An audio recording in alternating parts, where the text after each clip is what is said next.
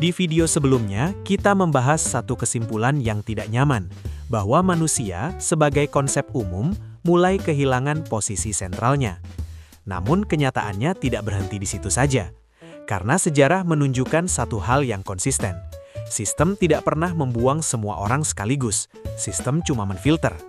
Maka pertanyaan yang lebih penting bukan lagi, apakah manusia masih dibutuhkan, melainkan siapa yang masih dibutuhkan oleh sistem. Untuk memahami ini, kita harus berhenti berpikir secara moral dan mulai berpikir secara struktural. Sistem modern, negara, pasar, teknologi tidak beroperasi berdasarkan empati, melainkan berdasarkan fungsi. Dulu, manusia memegang hampir semua fungsi penting, tenaga, pemikiran, dan pengambilan keputusan. Hari ini, fungsi-fungsi itu terpisah dari manusianya. Tenaga dipindahkan ke mesin, pemikiran dialihkan ke AI, keputusan disederhanakan menjadi algoritma. Akibatnya, sistem tidak lagi bertanya, siapa kamu, melainkan apa fungsimu. Dan di titik inilah hierarki baru mulai terbentuk. Di lapisan paling atas, kita menemukan kelompok yang hampir selalu aman. Bukan karena mereka paling pintar, bukan karena mereka paling bermoral, tetapi karena mereka mengontrol infrastruktur. Pemilik modal, pemilik tambang, pemilik server, pemilik data, dan mereka yang menguasai jalur distribusi. Selama dunia masih membutuhkan energi, logistik, dan koordinasi, kelompok ini tetap relevan. Sistem tidak bisa berjalan tanpa mereka, dan karena itu mereka tidak pernah benar-benar terancam. Namun, sistem tidak berhenti di sini. Di bawah pemilik modal, ada negara. Banyak orang mengira negara akan melemah. Yang sebenarnya terjadi adalah negara berubah peran.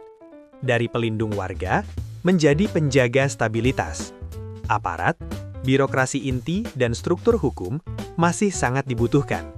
Bukan untuk memastikan keadilan sempurna, melainkan untuk memastikan sistem tidak runtuh. Negara tidak harus dicintai. Negara cuma perlu berfungsi. Berikutnya adalah kelompok yang sering disalahpahami. Engineer, teknolog, arsitek finansial, dan perancang sistem. Namun, penting dicatat, tidak semua dari mereka diperlukan.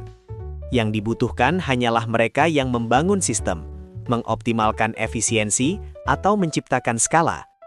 Sisanya, meski terdidik, perlahan terdorong keluar.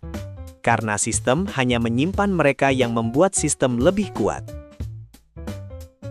Selanjutnya ada compliance class, dipakai tapi tidak dipentingkan.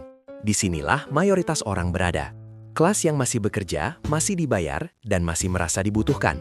Administrasi, middle management, peran-peran pendukung, dan banyak pekerjaan berbasis prosedur. Mereka belum dibuang, bukan karena mereka penting, melainkan karena transisi belum selesai. Begitu otomatisasi lebih murah, kelompok ini akan dihapus secara senyap. Dan sekarang, kita sampai pada bagian yang paling dingin. Jika pekerjaanmu bisa distandarkan, bisa diawasi, dan bisa digantikan tanpa kehilangan kualitas, maka di mata sistem, kamu bukan aset, tapi beban.